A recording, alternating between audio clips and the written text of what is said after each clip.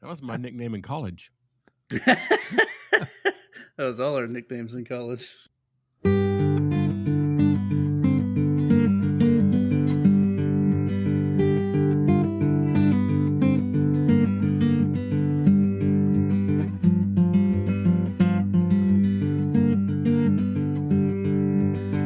Hello there, and welcome to the If It Swims podcast, the multi-species angling podcast. I am Bret Bolton. Joining me for episode 16 are Dave Spear. Howdy, anglers. And Justin Wingert. What's going on? This month, we're looking at some recent trips, some fishing news, and we will go over the first month of the carp ladder, and we'll drop a new set of baits. As always, we like to kick off our angling podcast with, well, angling. Dave. Imagine that. Imagine that. Hey, Dave, since our last recording, what have you been up to? Oh, I've been bass fishing and carp fishing. But I've been waking up for no good reason before the sun comes up. And so I've been going and catching, bass, little 1.5 pound bass, etc. Like 3-4 times a week in the morning before work. It's ambition. And then I remembered I had to catch some carp. Got a few? I've got a couple. Let's see. 3. 3? Exactly 3. Exactly 3. And how many side species? Oh, I think 3. Well, it could be more than 3. And here's why. Because catfish, full head. You don't know your species very well? Well, that's true. But also, I caught about 5 or 6 turtles the other day, and I didn't pay that much attention to what species they were. This is true. This is true. Glad you made it out, though. Is the carp ladder pushing you to go out a bit? Oh, yeah. Perfect. Yeah, for sure. That's not by design, but I'll take it. Right? Nice. Hey, Justin, I know you made it out. How'd that did. go? It went pretty well, except for the target species. I did get out on the bank to join Bret here twice. Both times trying for carp. The first time I caught some nice buffalo up to about 15 pounds. Not the target species, but always ton of fun to catch big, strong fish. Mm-hmm. I got to try out my new gear that I mentioned last time. I picked up some new rods, so got to try out my new Cast King reels. And then I went out again, and I caught a drum on a rattle trap. That's fun. Then that was cool. It was cool. And then bluegill and long ear, but no carp. It's tough out there. As we discussed, we think the place we were at, they're probably in the thick of the spawn right now, so they have other interests in mind than feeding right now. It does seem that way. I've seen carp actively spawning while I'm fishing, and that's not the most encouraging sight. No. That's true. Unless you're a carp, then it probably is. Right? Party. So I also made it out a few times, mostly for the carp ladder. I've caught a few carp, a few sunfish, and a lot more catfish than I had expected. Yeah, you've been hauling some of those catfish. Yeah, well, the main reason is I'm still stuck on cheese. Mm-hmm. Yeah, but spoiler alert, Bret is smoking us. Well, except I'm stuck on cheese. He actually shot up the ladder immediately, got to cheese, stopped. And the carp vanished. And I thought I had cheese beat yesterday. I caught a real solid channel catfish, probably the hardest fighting channel catfish I've ever seen. It was extremely fast. It was running and pulling drag like crazy. And then blacktail popped up.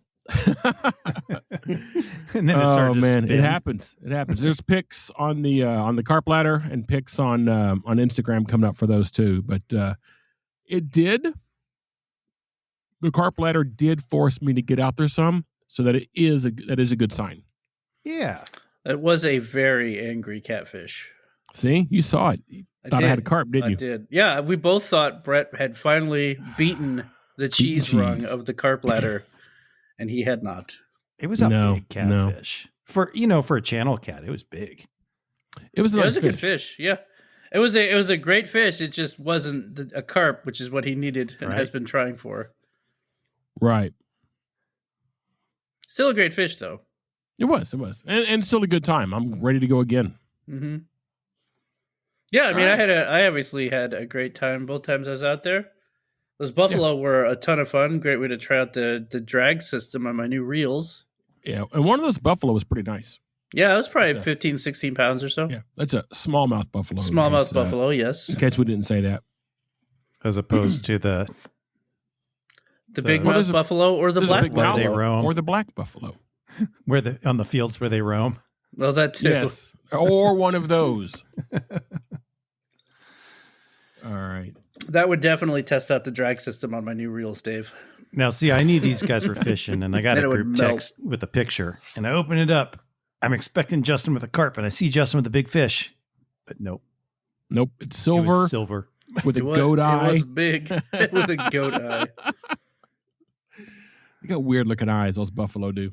I would have been happy to catch a buffalo. I was happy to catch a buffalo. Yeah.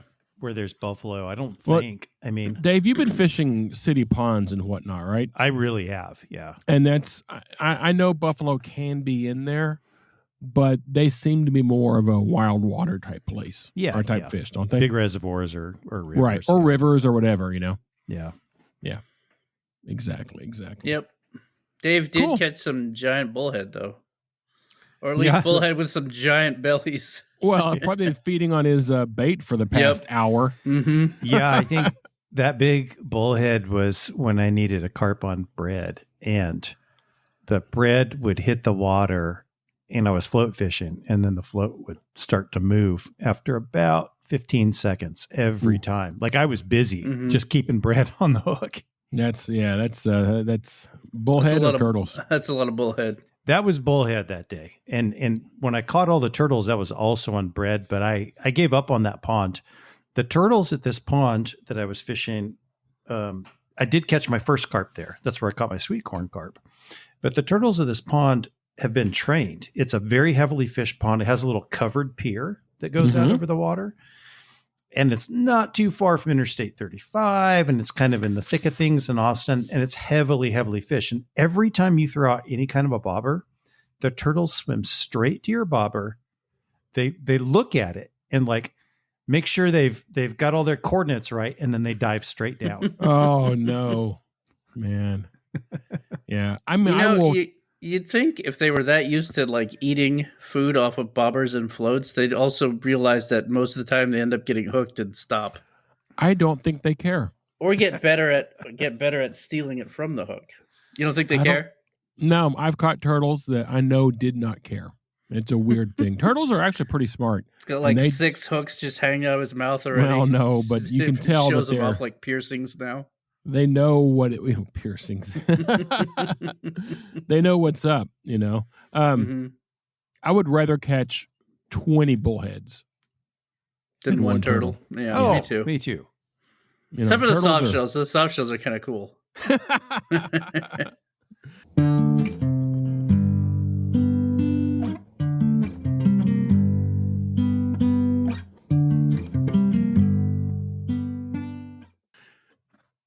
All right, guys, let's look at some fishing news. It looks like, Justin, you're up first. All righty. So today, this one I picked mostly because some of the comments that they quoted made me laugh. But this is from the Jerusalem Post. And the comment, the headline is, "Fished in Chernobyl, bizarre sea creature shared by fishermen goes viral." We have Russian deep sea fisherman Roman Fedortsov, and I hope I'm pronouncing that correctly, caused a stir online after posting footage of a strange and mysterious sea creature that viewers have compared to aliens. And I'll post a link to the group chat so you guys can see it later or upload it to the podcast notes. The video, uploaded to his Instagram account, garnered over 200,000 views and sparked a flurry of theories among his followers. Fedortsov, who works on a fishing boat in Murmansk, Russia, and is active in the Barents Sea, is known for sharing images of the unusual creatures he brings up from the depths. So this guy apparently does this often. He's gained a following over 600,000 on Instagram, where he regularly shares photos and videos of the most bizarre beings he has caught in his nets. Also, the other reason I picked this story is because I love the name of this fish. In his most recent post, Fedortsov showcased a gray, bloated lump sucker fish. A lump sucker. That was my nickname in college. That was all our nicknames in college. I don't know what that means, but it was funny. Right? A lump sucker. Oh, they also have the scientific name, which is, Brett, I know you like these. See if I can get close to pronouncing this right. I do like them. Aptocyclus ventricosus. Ventricosus sounds interesting. Mm-hmm. Well, we'll dig into that in a minute if you like. Exactly. It reminds me of ventriloquist. It was reminding me of probably not why of Ventry and other parts. Not ventriloquism, although I like that more. Yeah, that's pretty good. It goes on to say, the creature resting on the railing of a ship has a bulbous body that resembles a brain, shriveled eyes, and an open mouth. Its unusual appearance led many viewers to liken it to an alien. Comments about the fish flooded in, with one user declaring, yes, aliens are real.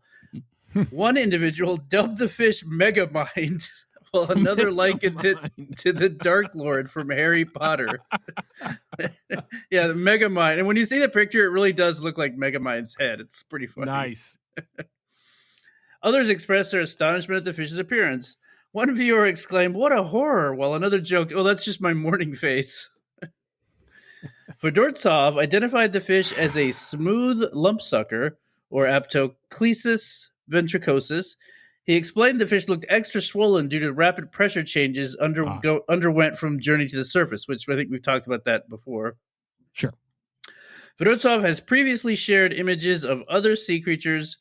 Among his catches are a beautiful wolffish and a grotesque-faced creature likened to an alien.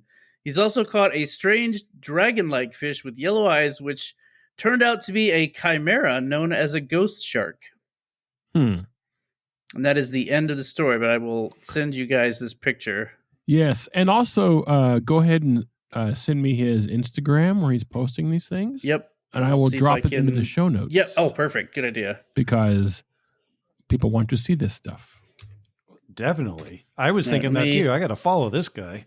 I know. It's pretty good. Let me dig up that picture. So, Brett, what were you? I think you had something interesting where you thought about the name, maybe? No, nothing interesting. Just that it reminded me of parts of mammals and gotcha. That's all. Yeah, it reminded Dave of a ventriloquist, which is way better. I was searching for the word sounded familiar. I was like, what is that? It's a ventriloquist fish. So it looks like his Instagram. You'll be able to see the pictures and stuff, but it looks like all the information his Instagram is in Russian. Fun. But, you can still enjoy all the pictures, and there's always Google Translate. Just look at pictures. That's good. Yeah, enough. I mean that's basically what I was doing. That's awesome. Wait, does anybody read captions on Instagram? No. Well, you do, but other than you, no. I only read them on one or two accounts. One of them happens to be ours. Right. And you correct me on them when I make a mistake, which is also amusing. That's awesome. So I've got one from CNN and People Magazine. At the Kaikokan Aquarium in Shimonoseki, Japan. I think that's pretty good. One of their sunfish, the mola mola, made headlines for an unusual reason. It seems like it was lonely. While this aquarium was shut down temporarily for renovations, the sunfish started showing signs of stress. It stopped eating and began rubbing itself against the glass, behavior the staff recognized as a sign that something was wrong. Thinking the fish might be missing the stimulation from people walking by, the aquarium team came up with a creative solution. They printed life-size cardboard cutouts of staff members and set them up around the tank so the sunfish would still have company, in quotes, to look at. Amazingly, it worked almost immediately. The next day, the sunfish was back to swimming normally, eating again, and generally looking much healthier. All it took was a few cardboard figurines to get it feeling like itself again. Experts say this is a good reminder of how important environmental and social stimulation can be for animals, even for creatures as unusual as the sunfish. They're used to a world full of movement, noise, and interaction. And when that's suddenly taken away, it can throw them off. So, if you've ever wondered whether the fish notice people looking at them, evidently they do. At least one very large, very round fish in Japan clearly prefers a crowded room, even if it's full of cardboard. It's a crazy story. So I looked at the photos attached to this article, and it looks like they dressed these cardboard cutouts with clothing from the gift shop, which I found even funnier. Little point of sale. Yeah. I don't think that was the intention, but why not? So was the fish truly lonely, or was the fish just an exhibitionist? I don't know. I've never seen I can't spawn if you're not watching. A mola mola in a tank, And at the same time, though, that must have been a big tank. Yeah, it had to be a huge tank. But what are you going to look at a mola mola doing? They don't really do much. Staring back at you, apparently. Evidently, just staring back at you. Yeah. Oh man. What do you have for us, Dave? Well, speaking of not being able to spawn unless somebody's watching. Well, you got two of us watching right now, Dave. So this is a piece of news from a site I've never heard of. Okay. OD.com? OD? ODDE? I don't know, who knows? But the headline is, study finds hyperviral fish can have sex 27 times a day. Ladies, have you ever been ready for round 2? Only to have your snoring man sleepily tell you he's fired every shot in his magazine? In that case, let us introduce you to the male Medaka. Medaka? Yeah. He can keep going and going and going and going, and you do need to be more than a little freaky to get it on with him, though. That's because the Medaka is otherwise known as the Japanese rice fish. I know rice fish. This was my first intro to our rice fish. It says these fish might be tiny, but the males have huge libidos. The Medaka breeds on a daily basis, which makes it a very useful creature for scientists studying reproductive biology. Despite this, however, researchers weren't sure exactly how many times the Medaka can bang within a 24-hour window. Well, thanks to a new study, we now know. A male Medaka can bang up to 27 times a day. Man. That said, being fish, all the male does is release sperm over eggs the female lays. That's all I ever do, too. So Justin and fish. Still, it doesn't come easy for these tiny sexual tyrannosaurs, and the chances of fertilization drop with each successive load. Let's take a closer look at the hyperactive sex life of the Medaka. Okay. First things first, what is the Medaka? As we mentioned, it's a small fish that's also called the Japanese rice fish. True to its name, the Medaka is small, roughly 1.5 inches long. It's a fish native to Japan. It originally lived in marshes and stagnant pools, but as rice cultivation took root, rice paddies turned out to be ideal homes for the Medaka. In a safe and food-rich environment, it's easier to focus on making babies. And the Medaka do make babies. A lot of babies. Unlike many other animals, fish included, that have limited mating seasons, the Medaka is always in the mood. The fish mate every day, which is great news for scientists who study fish bleep. bleeping the articles. Sure. The articles bleeped itself out. We can't let a significant question like that go unanswered. So a research team from the City University of Osaka set to work to find out. In all seriousness, if you're researching the reproductive biology of any species, you have to know how often they can successfully procreate. The team soon found out. The male Medaka can ejaculate up to 27 times a day. That's a lot.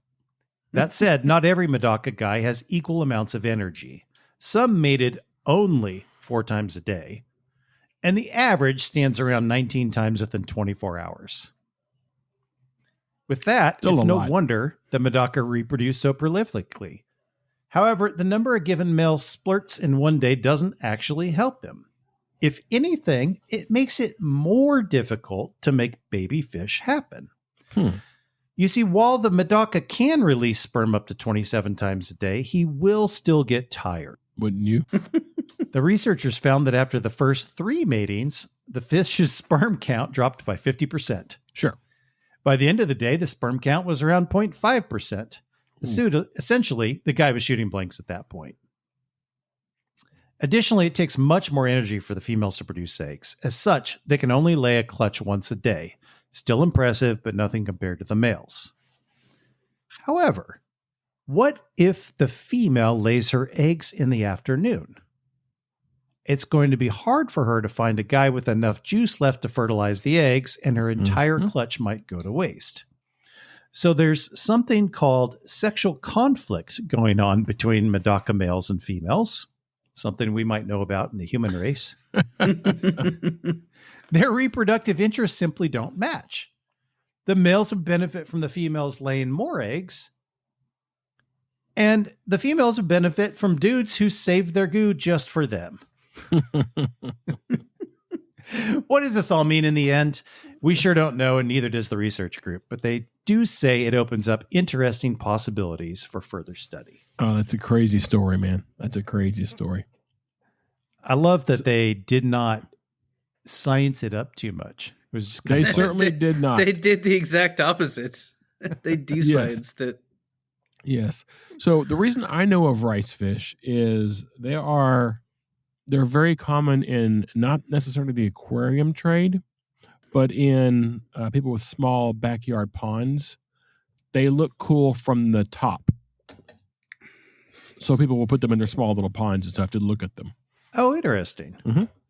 I'm going to have to Whereas Google aquarium rice fish look now. cool from the side. Right. Yeah. Those you put in an aquarium that you walk by. Right. So I believe we have a bonus story. Is that correct? Well, we do. So Nice.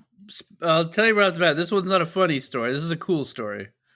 This is an impressive story. I thought one of you guys might have it, and since you didn't, So I'll before go you get there, you probably know what it is. when maybe. you said you probably have this one, Yeah. I dropped one off of my my list, and it might be this one. I bet it is. Dave, same for you? Not at all, guys. Okay. I Awesome. struggle to find a story each month. I always do have a browser with a couple open, but some are clearly better than others. Yeah. I'm betting Bret had this one as well then. We'll see. My version of it is from the Houston Chronicle. Mm-hmm.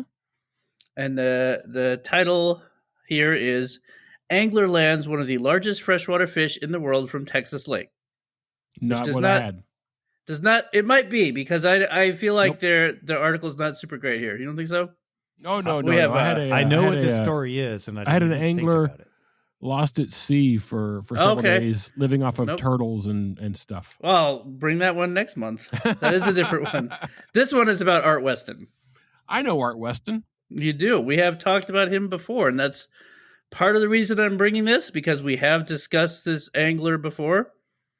He holds more line class world records than anyone else, and he has now set an even more impressive one. Yeah, it's a ridiculous story. Yep. I figured you would have at least heard the story. Yeah. So here we go. Here we go. We have renowned Kentucky angler Art Weston has once again rewritten the record books, this time with what he calls the most challenging catch of his life. While fishing Lake Livingston in East Texas with his longtime guide, the legendary Captain Kirk Kirkland, aboard the fittingly dubbed Garship Enterprise, hold for applause, Weston hauled in what would soon be certified as the largest freshwater fish in the world ever caught on, this says ultralight tackle, but we'll get to the specifics in a second. 6th largest if you count saltwater species, adding to the dozens of world record fish already under his belt. The duo initially set out to land an alligator gar weighing more than 110 pounds on 2-pound test line, according to Sports Illustrated. Weston ended up shattering that goal, landing a 153-pound monster that measured 7 feet and 3 inches long on 2-pound test. Once certified, the gar will set a new International Game Fish Association world record. The catch will also mark Weston's 81st world record. Crazy. The catch was no easy feat. In an April 9th Facebook post, Weston said the true 1% likelihood catch was the most challenging of his life, as a 4-hour battle with the prehistoric fish ensued that covered over 2 miles of the lake. This particular fish was very difficult, swimming 8 to 12 feet below the boat, even resting on the bottom for 10 minutes or more at a time, Weston told Sports Illustrated, adding the gar would not cooperate by coming to the surface for air next to the boat. Eventually, as she tired, she came up more frequently, and Kirk was finally able to grab the steel leader and begin to control the fish. Wow. After several attempts and the line becoming increasingly twisted, the two were finally able to secure a rope around the fish and bring it aboard. After bringing the gar to shore, they weighed it, got its measurements and photos, and released it back into the water alive. Huge thanks to Kirk, as it was such a hard catch. We worked so hard to land her, almost lost her multiple times, Weston wrote. On April 6th, this is the really, really cool part, the IGFA announced Weston holds every available men's line class world record for alligator gar. They include a 212-pound alligator gar caught on 16-pound line while fishing Choke Canyon in September 2024. He also holds the current all-tackle world record for alligator gar at 283 pounds, which he caught on Lake Sam Rayburn in 2023.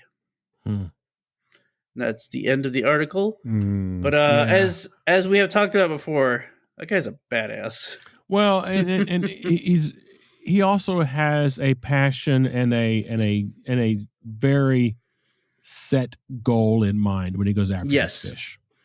It's a different mindset from a lot of people have fishing, but he has it, and he puts his mind to it, and he does it when he says he's going to do it. It's an amazing thing. 2-pound test is nothing. It is absolutely nothing. I would like to know 2 things: what knot, or what series of knots, because there's a leader and stuff, and what reel, because that is some seriously precise drag on that reel, I assure you. Yeah, right? Absolutely. Yeah, that's a good point. It's hard to land a 3 or 4 pound fish on 2-pound test. I mean, it's just there's basically no room for error. That's exactly it. Any second you pull too hard, anything goes wrong. And even if you do nothing wrong, it's still going to happen. You know, Dave, I saw you catch a 15 or so 12-pound buffalo on 2-pound tippet, correct? It was much smaller, but it was 6 pounds even, I want to say. Okay. But even that was a bit of a bear. Yeah. Do you still have that record? No. Okay. I didn't think you did. Did Art Weston? No, he's not fishing for buffalo, as far as I know. No, it was. He's got 81 world records. He might be.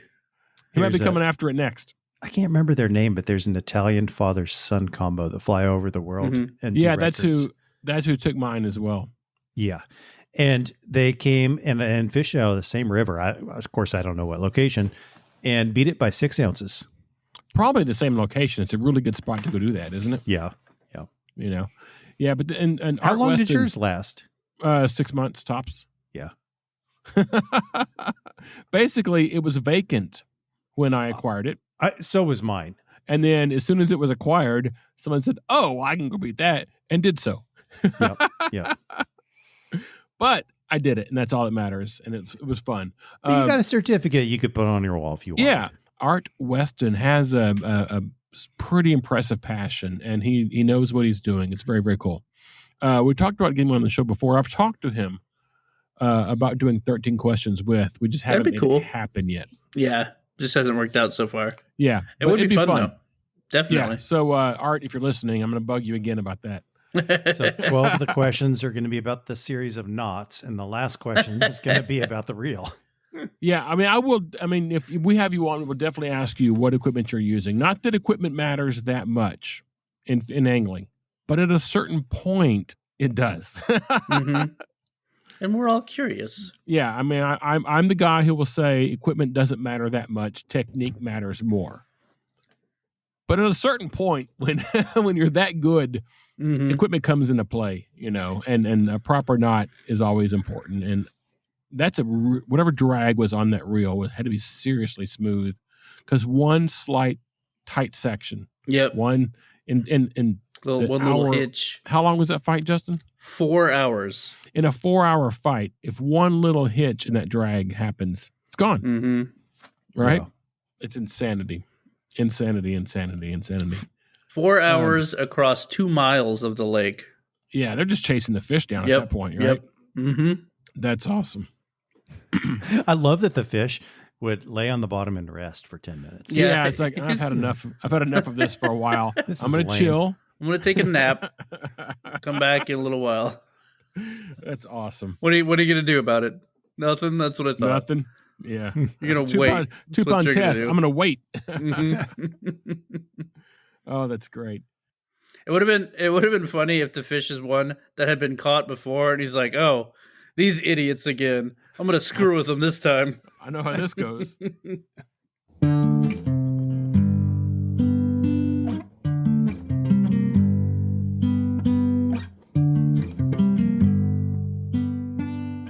You guys want to talk about the carp ladder for a minute? Yeah. Yeah, let's do it. All right. So we are 1 month and 8 baits into the carp ladder. And the leaderboard looks very lonely. It does. It does. So if you're not signed up, sign up at Carp Ladder at ifitswims.com. That's one word, Carp Ladder. And get on there. Believe me, it will not be too hard to catch up.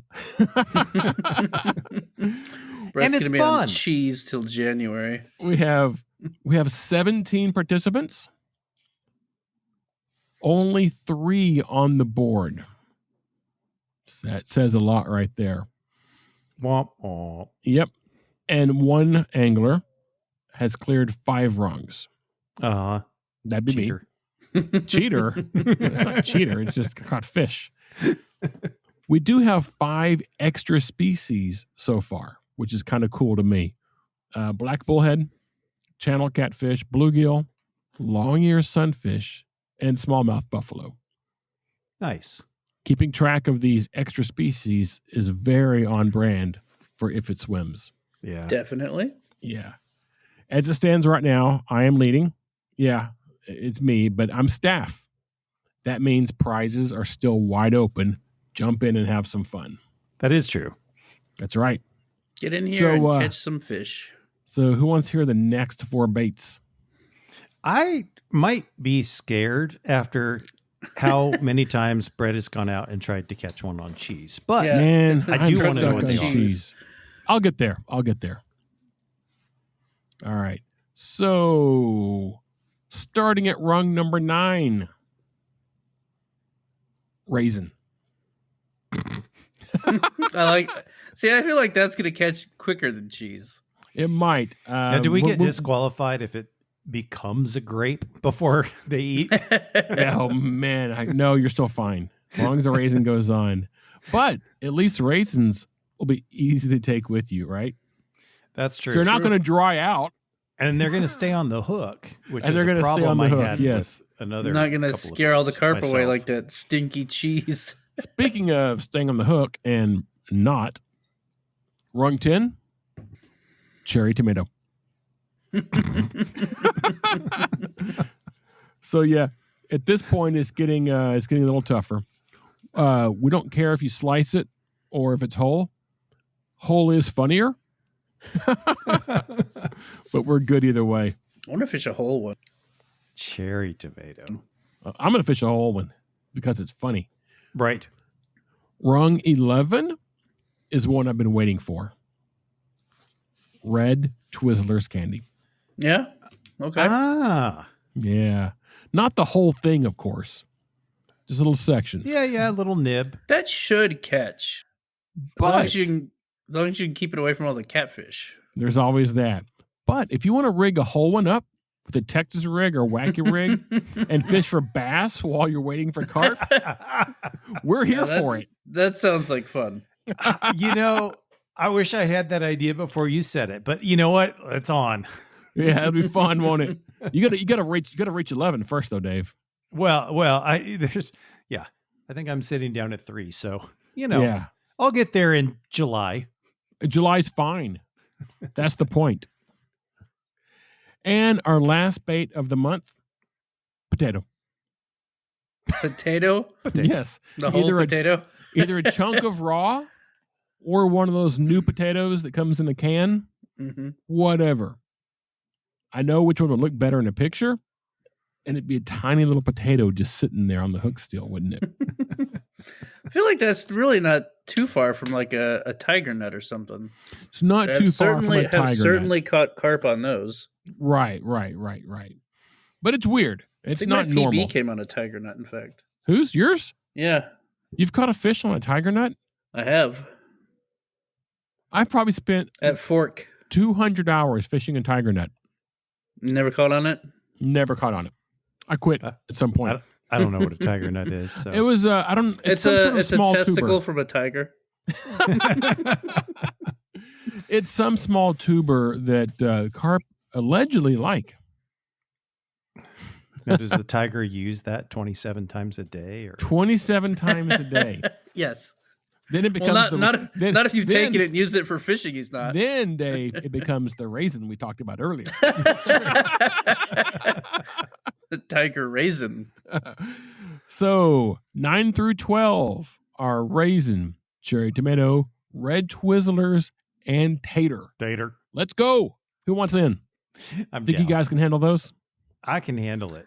I feel like all of those are more likely to catch than that damn cheese at this point. Cheese did not seem that complicated when we put this list together. Right. Cheese is a common bait in the UK for carp, and I know they don't have the same catfish issues we do. Man, I catch so many catfish. But maybe your cheese needs to have a British accent. Maybe that's it. I should find some Wensleydale. Yeah. Some red Leicester. Wensleydale is a Wallace and Gromit joke, in case you're wondering. I've been threatening to fish the stinkiest stuff I can get my hands on when I do get to cheese. You should fish the stinkiest stuff you can find. You think I'm catching honest. catfish? Go ahead. I mean, let's be honest. It's going to be whatever's handy. That's the answer. That's totally the answer. I did catch, I did hair rig a nice chunk of probably too expensive to use for fishing Parmesan. Yeah. Like good Parmesan. Yeah. But I thought that just extra saltiness might help. Mm-hmm. I caught about a 8-pound channel catfish. There you go. Of course I did. Right. There's the picture of it still has the, I think I've got a picture of it. It's still hooked and the Parmesan is still on the hair hanging underneath it. Then you just throw it right back out there, right? I think I did. I don't remember. Yeah, I do until it comes off. Right. Yeah, that's work. Well. Changing bait. Yeah, I'm not up for changing bait. I'm not very good at it anyway. Oh man. But it's been fun, and we're going to keep going. You guys, again, drop an email to carpladder@ifitswims.com, and we will get you signed up. You can jump in anytime. It'll be fun, and it will not be hard to catch up, I promise. Hey, I'll make a deal with you all out there listening. All right. You can send the email to sign up, but if you just so happen to print the image and go catch a carp, absolutely send that in, you're in. This is an excellent point. Grab the image from the website, print it. Don't bother just jump in. You can tell how it works pretty fast. Well said, Dave. Jump in. Let's go. Yeah, because, I happen to know that the guy on the other end of the email address isn't going to sign you up for Chinese hackers. No, it's me. It's just a simple little fishing contest for fun. Right. We're not doing anything fancy. That's right. Yeah. When Dave gets the cheese. Did you say yet? No.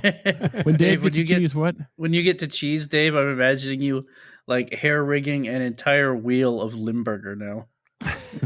Limburger's pretty stinky. It's a delicate balance. I mean, you want something that's not going to fall off the hook, but, has some smell. So, Dave, I've learned that generic cheddar stays on the hook pretty well. Yeah, I imagine that cheddar does very well. Cheddar or a cube of Swiss or, that kind of cheese. I bought a block of cheap cheddar, and I'm just cutting off cubes of it. Yeah. I might try Swiss when I get there. Why Swiss? I don't know. It seems something about it seems like it might be. Well, basically, because you ain't catching crap but catfish on cheddar, so I'm going to try something different. I'm not going to argue with that. I thought you were going to say something like perfectly reasonable. It's white, and the way fish see UV, it'll be perfect. I was going to say something. I was going to say something about how it has more of like a nutty flavor, and the carp might respond to that. But I thought it's funnier. It's funnier if I'm just like, Bret ain't catching on cheddar, so I'm going to try Swiss. I might buy some smoked Gouda just so I have something cool to snack on. There's that too. By the way, I will admit, some of these baits are going to be kind of hard not to eat while you're out there. Yeah. I mean, corn nuts is on there, and I'm going to buy 2 bags because I'll probably eat one while I'm fishing with them. Yeah. Well, if you go to the corn nut rung, like if you go to the water on that rung, like you haven't, been through 3 baits, your hands, you won't have fish hands yet. Right. You won't have slimy bread or dough or something stuck to you. Right. It could be possible to snack. Oh, yeah. It's going to happen. Have I tasted any of these baits yet while I was out there? The cheese, probably. I did not taste the cheese. I tasted Wheaties. I went to the store and bought, $6 worth of Wheaties, and I'd never eaten it before. And I definitely tasted it before I put it on the hook. How are the Wheaties? Yeah, not great. I don't know how Wheaties is still in. I have to cut this out. I don't know how Wheaties is still in business. That is the worst tasting cereal I've ever had. It's pretty bad. It just tastes like wheat. They leave it in. Maybe we'll get sued and get some publicity. Fair enough. It's staying in. Come at me, Wheaties. Come at me, Wheaties. I'm kidding. Please don't come at us, Wheaties. Right. Don't come after us. We have no resources. We have nothing. I went into a small town HEB, which is our grocery store here in Texas, right? Or in much of Texas. And by small town, I mean like 8,000. And I walked up and down that cereal aisle 4 times before I found the Wheaties. And I actually got nervous. And by nervous, it just meant I would have used something else. Sure. But I had already tried something else for a dough ball, which was like Ritz and Triscuits, and it just wouldn't stay on the hook. So I specifically wanted the Wheaties. Wheaties does stand us together. So when I was a kid, we fished with Wheaties, and I used Wheaties in Big Red for mine because that's what we used as a kid, and I wanted that nostalgia. Yeah. My dad used to say, this tells you that the breakfast of champions really sticks to your ribs. He didn't say it once. Every single time. Oh, sure. It happened, he made the same joke. Yep. Dads are good that way. Yes. So are granddads, aren't they, Dave? Yeah, grandpas are even worse. That's awesome. Oh, man. So before we're out of here, you guys have anything else? I don't think so. No, not really. Sounds like a no. I will say, you know what? I will say one more thing about the carp ladder. Yes. Find a friend. Because I've been fishing the carp ladder solo. No fun. And I forgot how boring it is to sit by the water for 2 hours bait fishing. Like, It's not the end of the world, right? I mean, I sat there and like scrolled my phone. I've been also learning Spanish by listening, to lessons. I actually sat at the water and did a Spanish lesson one day, but for the most part, you get a little bored if you don't have a buddy. I feel like Dave basically just said, you know what? Fishing's boring. Well, honestly, for a lot of people, myself to an extent, and Dave even more so likely, bait fishing can get pretty boring if you're by yourself. Yeah. See, I don't think I've ever found it that way, just because like if I'm out bait fishing by myself, it's just like extra quiet and like I prefer to be BSing with a friend or whatever. But if I go out by myself and I'm there for a couple hours, it's just, for me anyway, it's just sort of quiet and relaxing. Sure. That makes sense. That does make sense. And I do enjoy that as well. But hanging out with somebody and just, laughing at their rig or whatever can be. That's definitely more fun. Yes. No, making fun of somebody else's incompetence is always a great way to pass time. Exactly. That's why you guys fish with me. It's somebody to laugh at. Oh man, let's get out of here. So there's more information on the carp ladder, pics from recent trips, and all things If It Swims on ifitswims.com. And on Instagram at if_it_swims. All links to find us are available in the show notes, along with links to items covered this month. Our music was written for us by Dallas artist Jeff Hewitt. Join us again next month. Join the carp ladder. And as always, we will see you out there.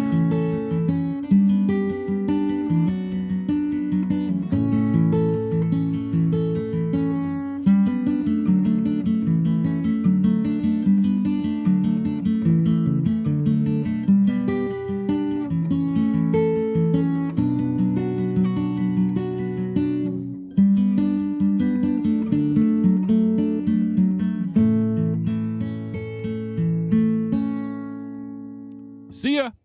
Bye. Bye, guys.